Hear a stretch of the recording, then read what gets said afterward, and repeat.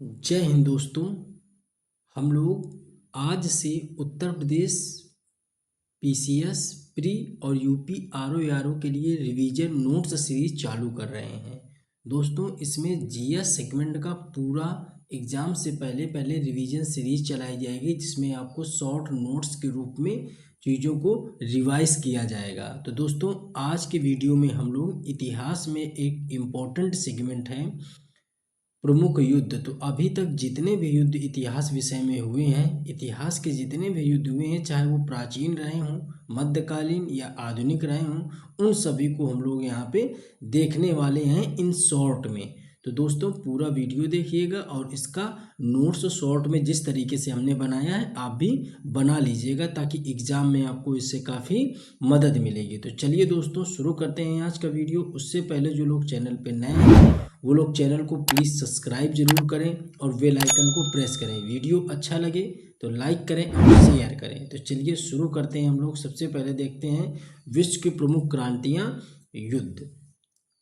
अब समझ लेते हैं हम लोग यहाँ से कि विश्व की प्रमुख क्रांतियों से। तो क्रांतियों से सबसे पहले हम लोग शुरू करते हैं। तो देखते हैं, तो सबसे पहली जो क्रांति हम लोग देखते हैं, इंग्लैंड की क्रांति। अब दोस्तों, आप लोग जानते ही होंगे कि इंग्लैंड की क्रांति को अन्य नामों से भी जाना जाता है। इसी को गौरवपूर्ण क्रांति या रक्तहीन क्रांति भी कहा जाता है। तो यह क्रांति कब हुई थी? तो यह क्रांति हुई थी सन 1688 ईस्वी में। कब हुई थी? 1688 ईस्वी। इसमें क्या था कि राजा जेम्स द्वितीय को पद से हटा दिया गया था और उसके स्थान पे विलियम तृतीय और मैरी द्वितीय को इंग्लैंड की गद्दी पे बैठा दिया गया था।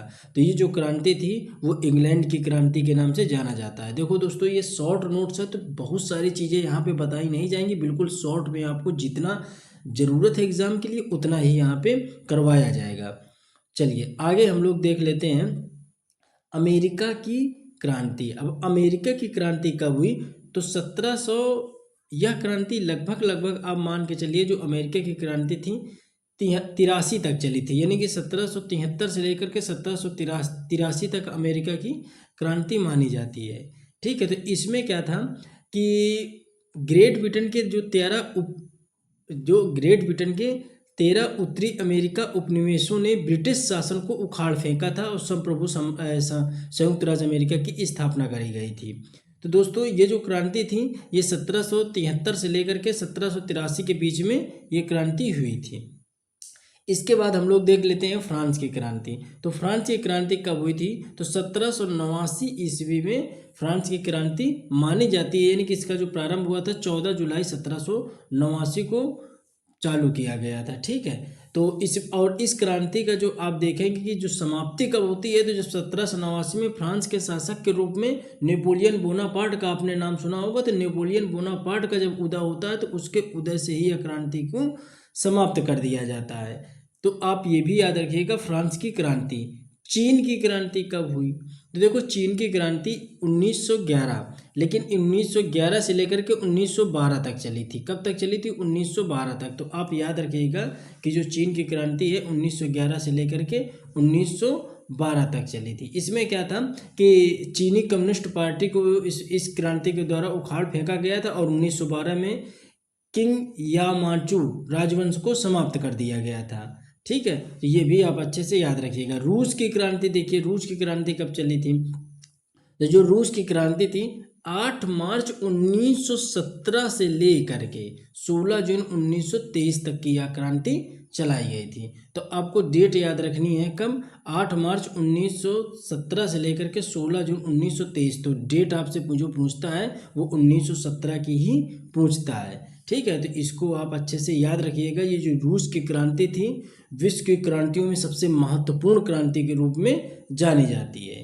तो दोस्तों, ये थी मुख्य क्रांतियां। इनसे डायरेक्ट क्वेश्चन आपको देता है मैच कराने के लिए। इस तरीके से 4 विकल्पों से क्वेश्चन को मैच कराने के लिए देता है। तो आप डायरेक्ट सन से इन चीज़ों को याद कर लीजिएगा, इसी तरीके से इनको तैयार कर लीजिएगा और क्वेश्चन अगर आपसे पूछेगा तो यहीं से क्लियर कर लेगा। पूछ लेता है रक्तहीन क्रांति कौन थी या गौरवपूर्ण क्रांति कौन थी, इंग्लैंड की क्रांति कब हुई, डायरेक्ट क्वेश्चन यहीं से पूछता है और इसके बारे में थ्योरिटिकल आपसे नहीं पूछता है। चलिए अब हम लोग कुछ युद्ध देख लेते हैं जहाँ से खूब ढेर सारे युद्ध पूछे जाते हैं। तो हम लोग युद्ध देखेंगे इसमें कि जैसे दशराज युद्ध कब लड़ा गया, ठीक है, और हाइडेस्पीज या वितस्ता का युद्ध कब लड़ा गया। तो इन युद्धों को हम लोग यहाँ पे समझने वाले हैं। तो सबसे पहले जो हम लोग देखेंगे वो कौन सा युद्ध है, दशराज युद्ध। अब दशराज युद्ध कब लड़ा गया, तो देखो दोस्तों, दशराज युद्ध राजा सुदास और वर्सेज पंचजन अन्य कबीलों के बीच में लड़ा गया था, जिसमें राजा जो सुदास थे वो जीत गए थे।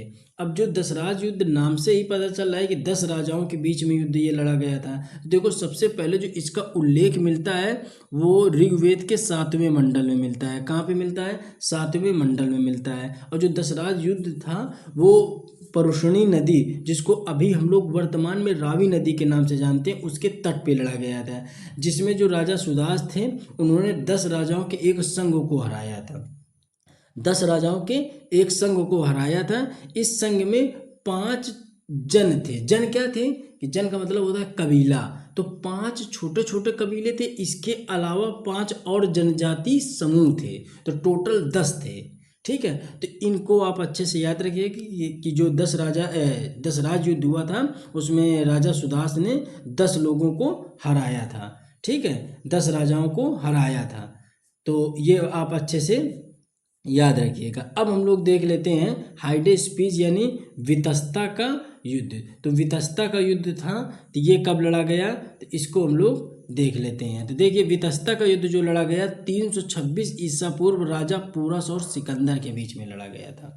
राजा पोरस और सिकंदर के बीच में लड़ा गया था। और ये जो लड़ाई हुई थी हाइडेस्पीज के युद्ध, इसे हम लोग एक तरीके से इतिहास में अगर हाइडेस्पीज का युद्ध अगर आपसे पूछता है तो आप हाइडेस्पीज ना आए, अगर वो आ जाए झेलम की लड़ाई के रूप में भी जाना जाता है, तो आप याद रखिएगा कि कौन सा युद्ध है, तो वो वितस्ता या हाइडेस्पीज का युद्ध ही, इसको भी झेलम के युद्ध के रूप में जाना जाता है। जो आज का हम लोग पंजाब और पाकिस्तान वाला क्षेत्र देख रहे हैं ना, ठीक है, वही झेलम नदी यानी कि जो हाइडेस्पीज का क्षेत्र कहा जाता था, इसी के तट में लड़ा गया था। इसमें क्या क्या किया था कि पोरस ने आत्मसमर्पण कर दिया था, किसके आगे, सिकंदर के आगे समर्पण कर दिया था।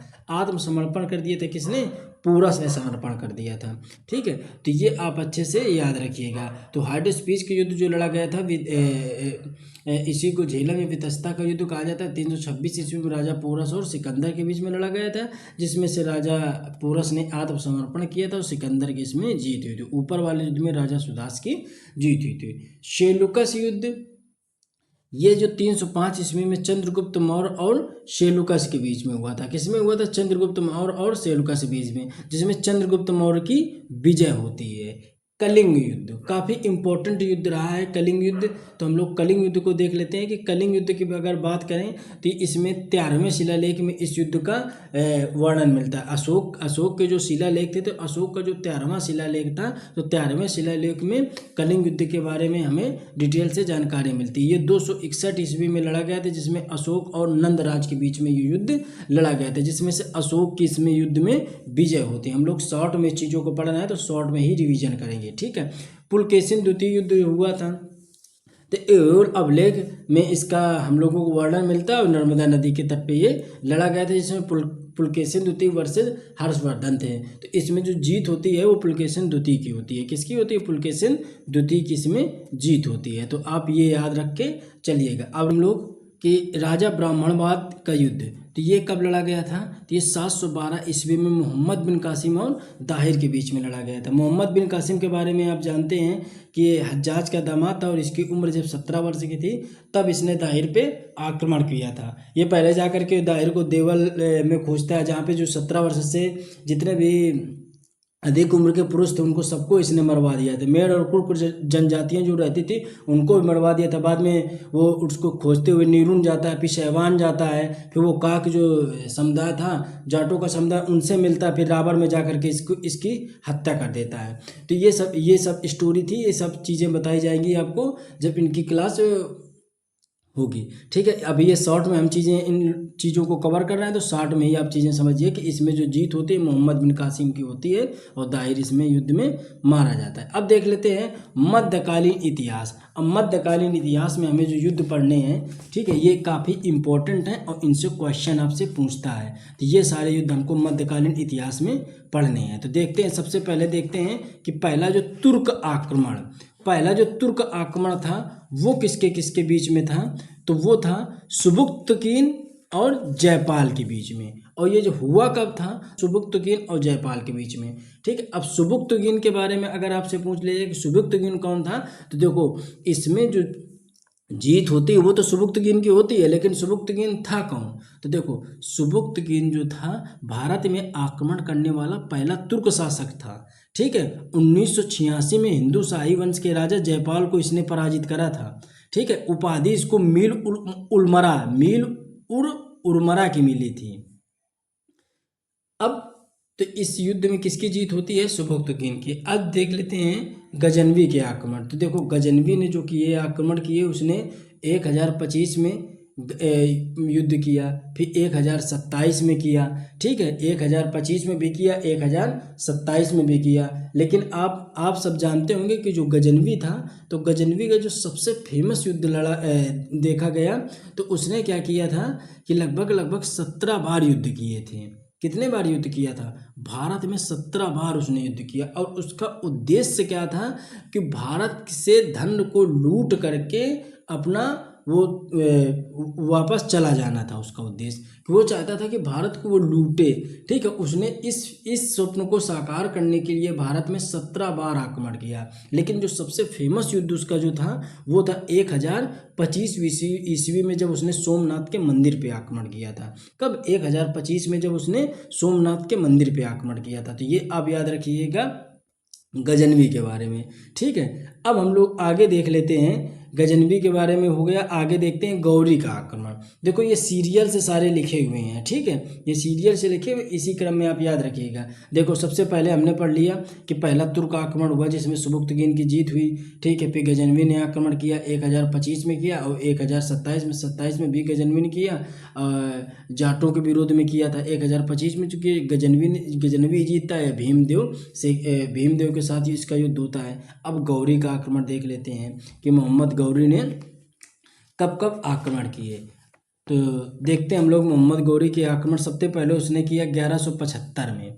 1175 में मुल्तान पे आक्रमण किया था। कहाँ पे किया था, मुल्तान पे उसने आक्रमण किया 1175 में। अब ये गौरी भी क्या था कि मुल्तान पे आक्रमण करता है। 1178 में गौरी फिर आक्रमण करता है, और ये जो भीमद्युति थी जिनका नाम था मूलराज, तो उस पर आक्रमण करता है, और इसमें भी गौरी जीत जाता है। इसके बाद इसके दो युद्ध ज़्यादा आपको पूछे जाते हैं, तराइन का युद्ध, तराइन का द्वितीय युद्ध, और चंदावर का युद्ध। तो ये तीन युद्ध हमको याद रखने हैं। तीनों युद्ध 1191 में जो हुआ था, 1191 में जो वो हुआ, तराइन का प्रथम युद्ध था। इसमें क्या था, मोहम्मद गौरी और पृथ्वीराज के बीच में हुआ था। किसके बीच में, मोहम्मद गौरी और पृथ्वीराज के बीच में हुआ था, जिसमें पृथ्वीराज चौहान की जीत हुई थी और गौरी की इसमें हार हुई थी। ठीक है, अब तराइन का द्वितीय युद्ध देखते हैं। तो इसमें मोहम्मद गौरी और पृथ्वीराज चौहान के बीच में हुआ था, जिसमें मोहम्मद गौरी की जीत होती है और पृथ्वीराज चौहान की हार हो जाती है। जो चंदावर का युद्ध लड़ा गया था 1194 में, मोहम्मद गौरी और जयचंद के बीच में लड़ा गया था, जिसमें से मोहम्मद गौरी की जीत होती है। दोस्तों ये शॉर्ट में चीज़ें बता रहे हैं, तो शॉर्ट में ही आप इसको कवर करिए। चलिए आगे देख लेते हैं हम लोग बाबर का आक्रमण। बाबर ने अभी तक कितने युद्ध किए थे, बाबर के कौन कौन से आक्रमण इंपॉर्टेंट थे, तो देखते हैं। सबसे पहले हम लोग देख लेते हैं बाबर का 1526 में पानीपत का युद्ध लड़ा गया था। ठीक है, 1526 में बाबर ने पानीपत का युद्ध लड़ा था। बाबर और इब्राहिम लोदी के बीच में हुआ था। सबसे खास बात ये है कि ये जो चारों युद्ध थे, पानीपत, खानवा, चंदेरी और घाघरा, ये चारों युद्ध में बाबर की विजय होती है। सबसे बड़ी बात ये थी कि चारों युद्ध बाबर जीतता है। तो आपको ये याद रखना है। तो सबसे आसान चीज़ तो ये है कि आपको ये पता चल गया है कि बाबर ये चारों युद्ध जीतता है। ठीक है, अब पहला युद्ध था जो 1526 में लड़ा गया था, पानीपत का प्रथम युद्ध, इसमें बाबर और इब्राहिम लोदी के बीच में लड़ा गया था, जिसमें बाबर की जीत होती है। लेकिन बाबर सबसे ज़्यादा क्वेश्चन इससे ये पूछता है कि किस युद्ध में तुलुगमा पद्धति अपनाई गई थी, तुलुगमा पद्धति का यूज किया गया था, और किस युद्ध में पहली बार बाबर ने तोप खानों का इस्तेमाल किया था या बारूद का इस्तेमाल किया था। तो पानीपत की प्रथम लड़ाई थी, इसी में बाबर ने तोप खाने या बारूद या तुगलमा विधि को अपनाया था। तो ये इंपॉर्टेंट चीज़ है, यहाँ से क्वेश्चन आपसे पूछता है। खानवा का युद्ध देख लेते हैं। 1527 में बाबर और राणा सांगा के बीच में लड़ा गया था, जिसमें बाबर की जीत होती है। चंदेरी का युद्ध 1528 में बाबर और मेदिनी राय के बीच में, जिसमें बाबर की जीत होती है। घाघरा का युद्ध 1529 में बाबर और अफगानों के बीच में लड़ा गया था, जिसमें बाबर की जीत होती है। तो ये 4 युद्ध हमने आपको बताया, चारों युद्ध में बाबर की जीत होती है। अब देख लेते हैं चौसा का युद्ध।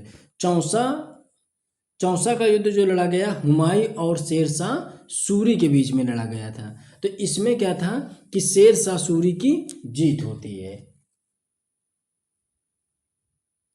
शेरशाह सूरी की इसमें जीत होती है और हुमायूं की हार होती है। किस युद्ध में? चौसा के युद्ध में। ठीक है, अब देखते हैं 1540 में जो लड़ा गया बिलग्राम का युद्ध लड़ा गया।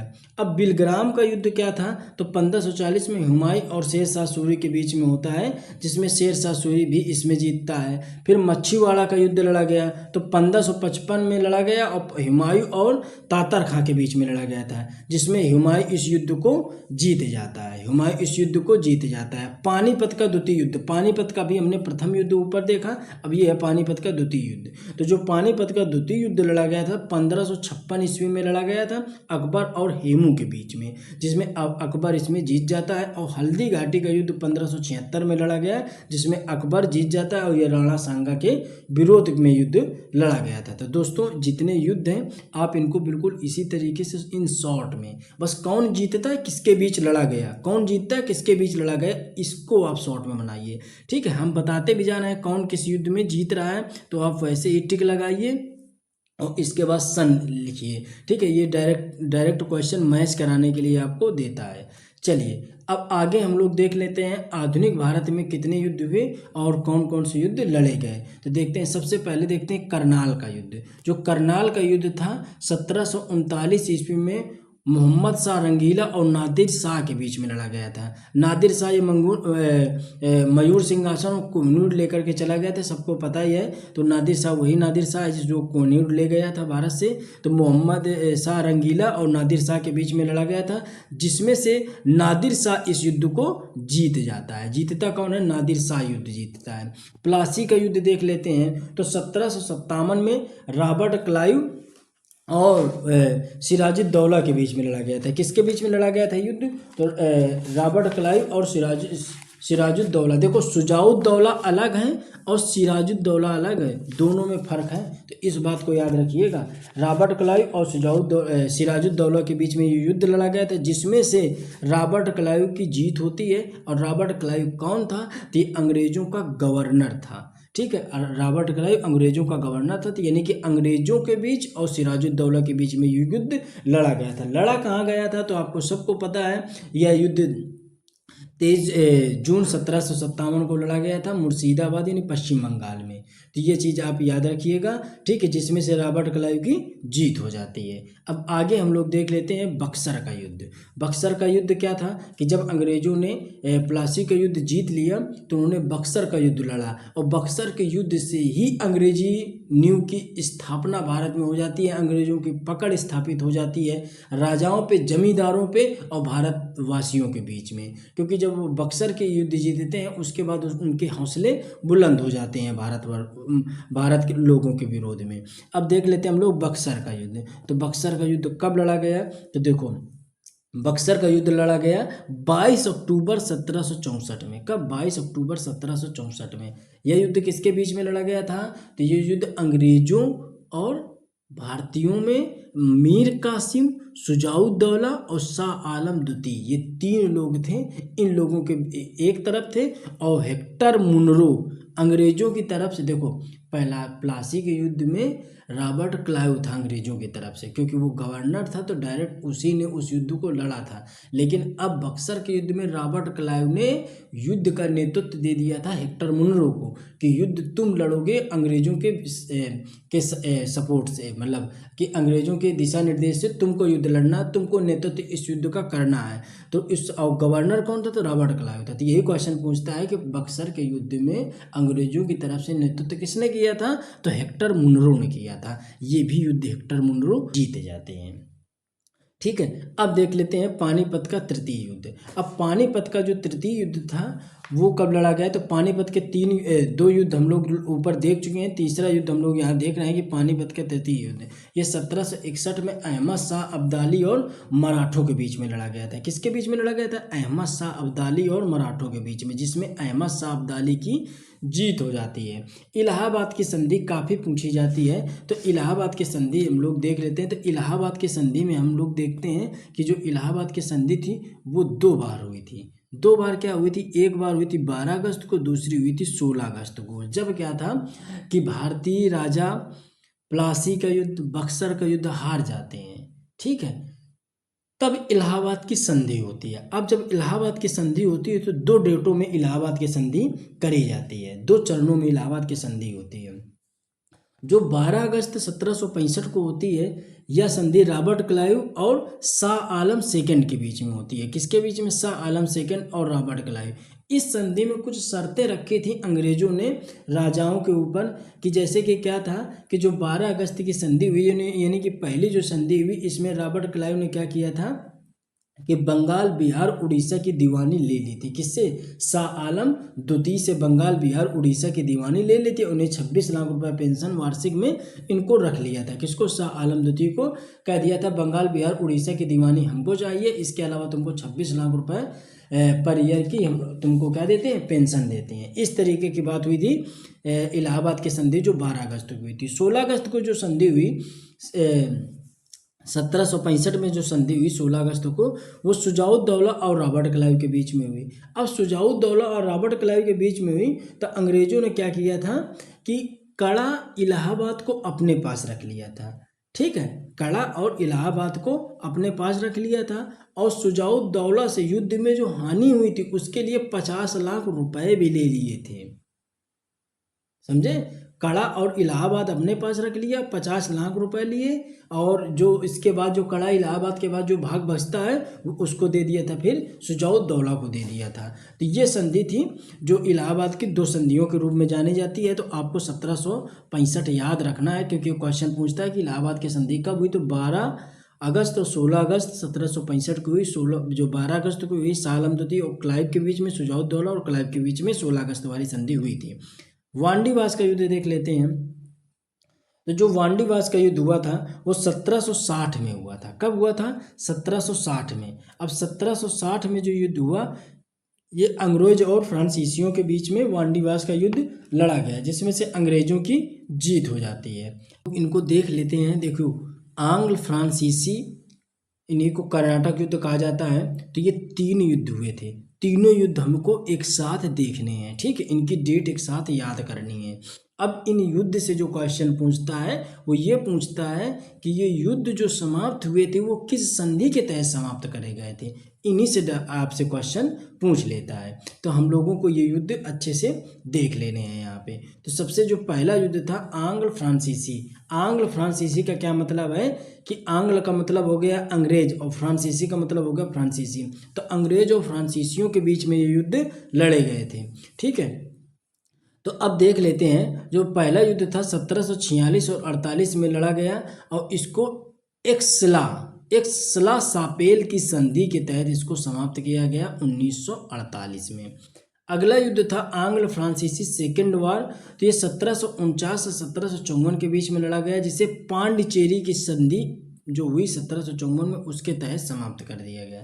कर्नाटक युद्ध जो आंग्ल फ्रांसीसी युद्ध था 1758 से 63 के युद्ध में लड़ा गया, और इसको पेरिस की संधि के तहत समाप्त कर दिया, जिसे सप्तवर्षीय युद्ध के नाम से भी जाना जाता है। क्यों? क्योंकि यह लगभग 7 वर्षों तक यह चलाया गया था। ठीक है, तो इसको सप्तवर्षीय युद्ध के रूप में भी एक अन्य नाम से भी जानते हैं। तो पेरिस जो संधि हुई थी 1763 में, इसको 1763 की संधि के तहत इस युद्ध को समाप्त कर दिया गया था। अब हम लोग देख लेते हैं आंग्ल मराठा युद्ध। ठीक है, आंग्ल फ्रांसीसी, आंग्ल मराठा, आंग्ल मैसूर, आंग्ल बर्मा, आंग्ल अफगान, आंग्ल सिख, ये युद्ध डायरेक्ट आपसे पूछे जाते हैं तो इनको याद रखिएगा। अब हम लोग देखते हैं आंग्ल मराठा युद्ध, फिर देखते हैं हम लोग आंग्ल मराठा युद्ध सेकेंड, फिर देखते हैं आंग्ल मराठा युद्ध थर्ड। ठीक है, तो ये 3 युद्ध हुए थे अंग्रेजों और मराठाओं के बीच में। तो ये तीनों युद्ध हमको, आंग्ल का मतलब है अंग्रेज यानी इंग्लैंड, और मराठा का मतलब है मराठा। ठीक है, तो पहला जो युद्ध हुआ था तो आंग्ल मराठा युद्ध देखते हैं।